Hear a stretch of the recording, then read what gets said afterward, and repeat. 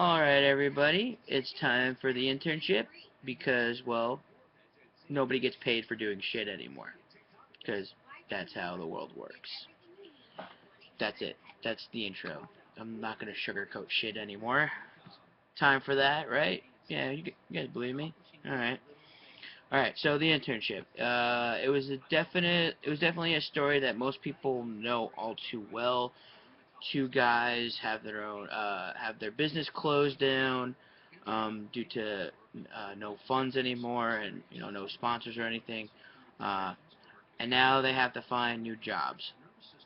We've all had that happen in our lifetime. It's happened, but it's now made into a movie story, and it works. It's actually a really decent storyline to follow. Um, they follow through with it throughout the whole entire film, which some films don't really do anymore. Which I really hope some start to pick up on because it's really annoying by this point. But this one does, and it's one of the main reasons why I did love this film so much because it's like really close to being a little too realistic, especially with this time and this day and age where a lot of people don't have jobs. The job market is like completely down. The economy is shit. Um, and now they sort of explain what a normal Google internship does. They sort of explain it. How do you know you don't work for Google? Well, thanks, guy who doesn't shut up. And yes, I don't work for Google, but guess what? I Googled it. Yeah. Um, there's actually a video that actually shows you what's entailed to an actual internship at Google, and they actually got they actually got it pretty accurate, which was very surprising. Now, except for the little minor stuff here and there. But one cool fact was that they got to film at the actual Google building, which I believe they did in Los Angeles. I don't know for sure, but I believe it's the one in San Francisco. I'm guessing. Um, and it looks they had a complete blast doing it. I mean, the overall atmosphere at Google looks completely fine. By the end of it, I wanted to work at Google. I like I said, I Googled it and I looked it up. They are hiring people. They do have job listings. It's actually very funny after you see this film, you literally want to go to. It's basically the internship is just a huge fucking ad for Google. Like the funny thing is, I was surprised that they didn't go, in too deep with it, where they said, fuck Yahoo, or they completely destroyed the other search engines. They just showed what Google is and what it does, which is I kind of enjoyed that because a lot of people who make movies about themselves or who sponsor a movie about themselves, they tend to make sure that there's a little, jab at the competition. Now, the casting here was mostly filmed with newbies. Not all of them, but a lot of them. You have Harvey Gillian and Toby Raphael, both in this film this is their first physical film, and then you have others like Jessica Sojar from Piranha and Tower Heist. At least I know them from that. She's also, I believe, Gossip Girl. I'm not entirely. Yeah, okay, someone's telling me yes. And then you have Tina Segar from Friends with Benefits. Again, that's what I know her from. Dylan O'Brien from Teen Wolf. Again, not a show I normally watch. And then you have those others who are recognizable. And then you have the rest who you love every time. Those ones that you loved every time you see them. You have Rob Riggle from The Daily Show, The Other Guys, 21 Jump Street. You have Asif Manvi, who I love every time I watch. Again, from The Daily Show, as well as The Dictator, and unfortunately, The Last Airbender. Yes, I know. And then you have the lovely Rose Byrne from X-Men First Class, 28 weeks later, and the upcoming Insidious Chapter 2, which should be really good. And Josh Gad, who was recently in 1600 Pen, which was unfortunately taken off the air by morons. I guess it was too cool for them. And of course, you have the vets of the film, Mr. Vince Vaughn, Owen Wilson, John freaking Goodman for a few scenes. It was awesome.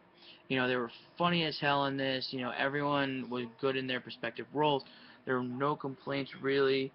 You know, I just wish there was more character development, especially on Jessica Jojo's character, because her and apparently one of the other characters in the team, they strike up a relationship. But the thing is, you don't see him like gawking over. You're not really, rooting for him. You're basically, you end up rooting for the team as a whole. You don't end up rooting for each individual character per se. You know, with someone who has an outside live, outside, of computers and Google, you expect to show us how they react to others. It's, I didn't care about the relationship. It didn't really matter to me. She's only shown like 3 times, maybe 2 at the most, I believe. You know, I really just didn't care about it. I just wish there was more character development on it, especially on that. But the casting actually didn't bring me into the theater.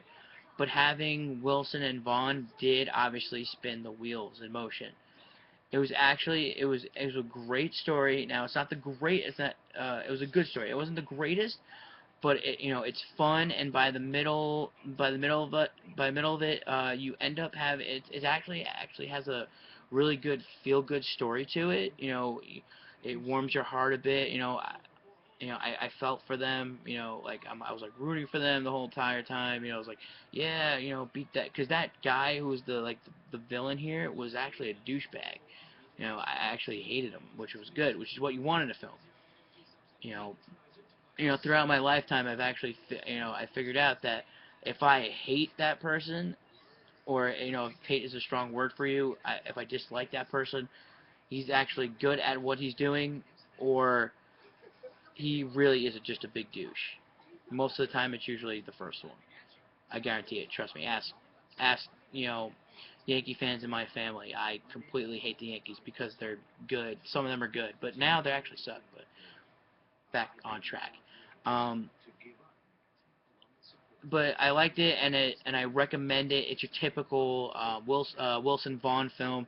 That makes you laugh. It just makes you say why, just why. If you don't know, actually, yeah, if you don't know about this, Vaughn and Vaughn, just Vaughn, I'm sorry, right? Yeah, just Vince Vaughn actually wrote, produced it, and storyboarded it. Like, I'm actually surprised, like, he didn't fucking cater, the fucking production. I love having him behind the scenes because he does know great comedies. I mean, Swingers, just alone is just, I love that movie. Uh, it, he makes movies with a good flow, and he has a good flow for comedy, for writing jokes. They didn't seem pushed. They weren't over the top. It was just weird enough, and it had the just amount. It was the right amount of weird to be actually good. And you know what else is a good amount of weird? Subscribing to my channel.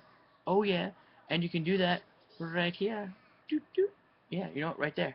You can poke Owen Wilson, poke him in the chest, and just making sure that you also give my videos a thumbs up. Right here somewhere. Also share them on Facebook and Twitter. I know you guys hear me do this all the time, but to keep me alive and to keep me doing this, you gotta get me out there. Gotta get me, Tosh.0 status if you want to say. Really? Tosh.0 status? You're gonna pay for that one later. Yeah. You heard me. Just protect your nutsack. Um, the next on the Gare Bear docket is the yet creepy thriller The Purge. So make sure you guys stay tuned for that one.